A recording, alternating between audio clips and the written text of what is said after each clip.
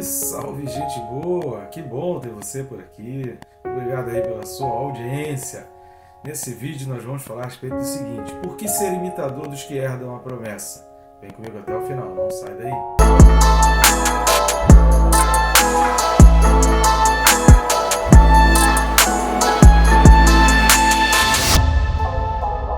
Antes de iniciarmos o vídeo, já se inscreve no nosso canal, clica aí, é bem rápido, você vai clicar no botão inscrever-se e pronto.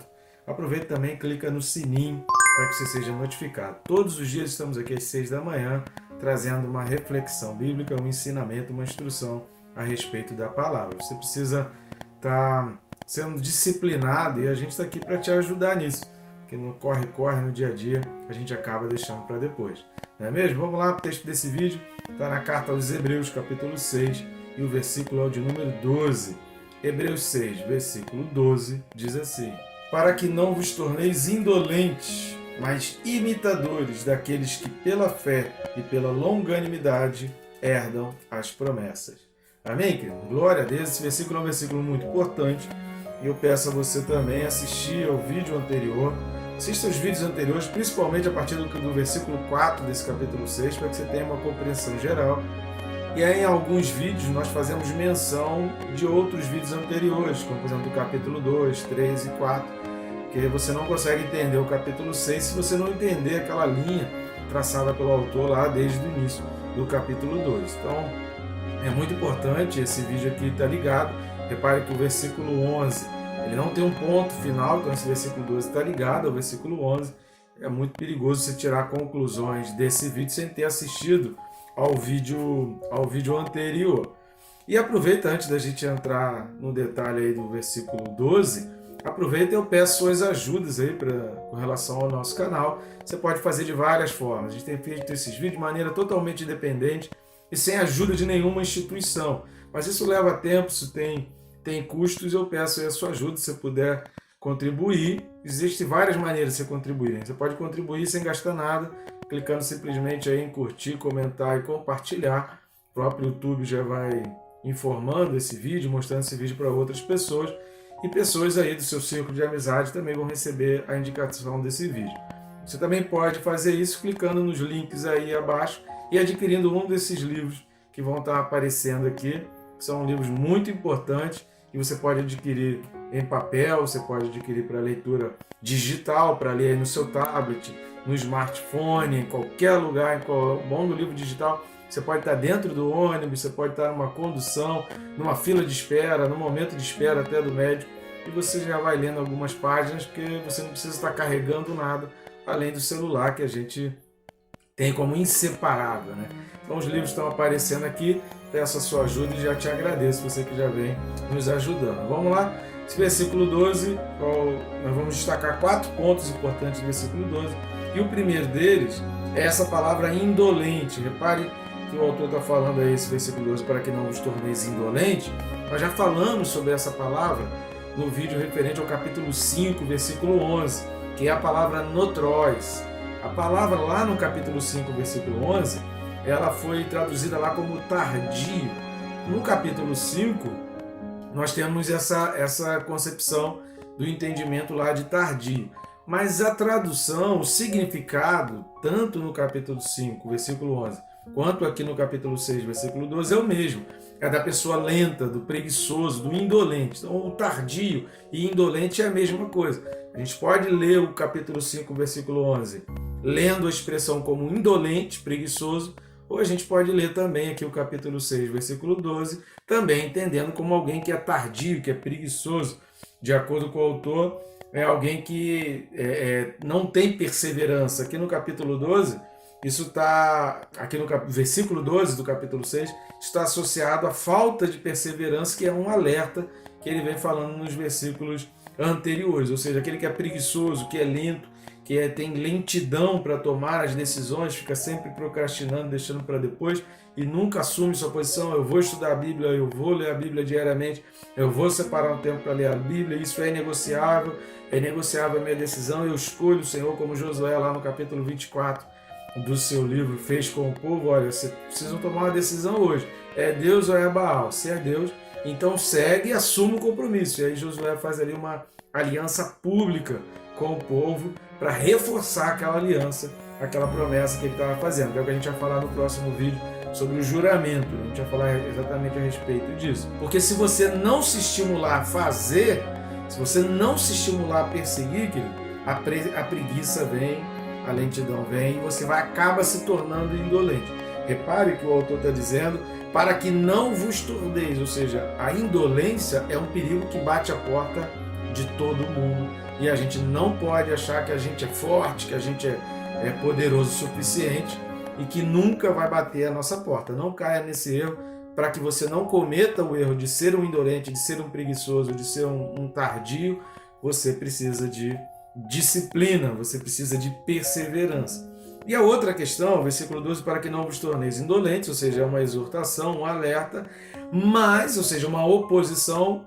A oposição, como não ser indolente, como não ser preguiçoso, como não ser tardio, como não ser alguém que procrastina, como ser alguém firme, decidido, sendo imitadores. Uma das frases mais diabólicas que tem entrado no meio evangélico é que a gente não precisa da igreja. Tem muita gente discutindo, precisa da igreja, porque tem pastor, porque o pastor pede dinheiro. Querido, igreja é fundamental. Primeiro porque se eu quero ajudar o próximo, se eu quero fazer uma obra social, se eu quero ajudar os dependentes químicos, se eu quero levar comida para o morador de rua, se eu quero levar roupa para o órfão e para a viúva, que a Bíblia diz que a gente precisa ajudar o órfão e a viúva, é óbvio que isso aqui, você não precisa de matemática, nenhuma revelação divina para você entender que 10 pessoas fazem mais do que uma, que 100 pessoas fazem mais do que 10, que 1000 pessoas fazem mais do que 100. Pelo amor de Deus, será que é difícil entender que quanto mais pessoas estiverem unidas num propósito,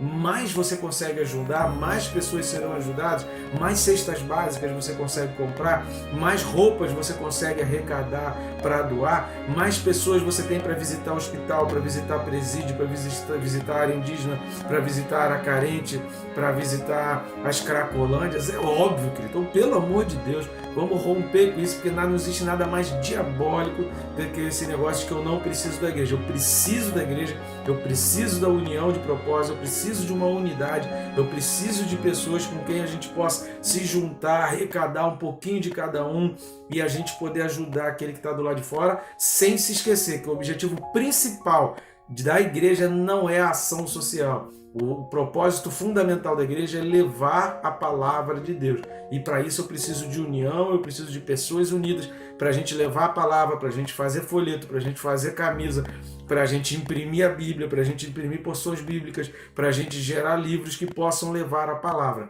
O propósito fundamental da igreja, e que seja em qualquer tipo de ação social, seja em qualquer evento, não pode faltar, é levar a palavra de Deus, é levar o Evangelho de Cristo. A igreja precisa fazer ação social, a igreja precisa cuidar do próximo, do órfão e da viúva.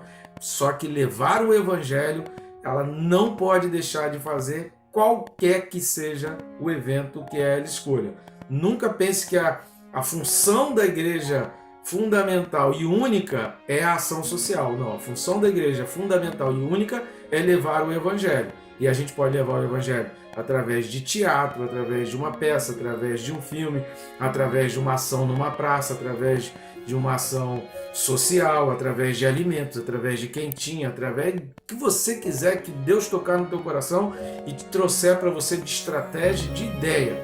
Leve a palavra de Deus.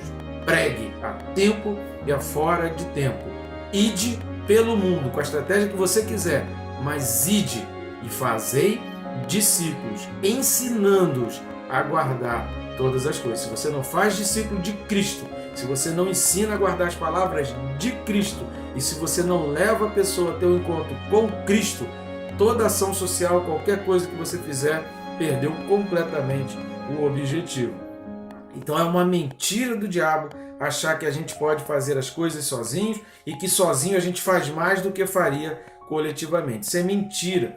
Precisamos muitos não só estar em contato com as histórias bíblicas, não só para a gente fazer pelos outros, mas para a gente fazer por nós mesmos também. Lembra aquela questão da viagem de avião? Põe a máscara em você antes de fazer pelo outro. estando em contato com a igreja, você se fortalece, você aprende, você estuda, você estimula um ao outro, você é discipulado e você discipula. A igreja precisa disso. Uma igreja que não discipula e não tem discipulado, ela está perdendo o seu objetivo. A tendência é que acabe gerando escândalo na vida do outro. Precisamos conviver com pessoas que nos estimulem mutuamente a sermos perseverantes e persistentes, senão a gente abandona, senão a gente vai fazer como o autor aos Hebreus falou aqui nos capítulos 2, 3 e 4 da carta aos Hebreus. Assista os vídeos aí para você ver os riscos de viver sozinho e achar que não precisa de igreja. Outra coisa que o autor vai destacar aqui nesse versículo 12, que a gente vem trazer, era para que sejam imitadores de quem? Daqueles que pela fé e longanimidade. No grego significa convicção e paciência, significa firmeza e constância, significa ter um caráter digno de confiança. Uma pessoa que tem fé e perseverança é alguém que é fiel, que é digno de confiança e é persistente.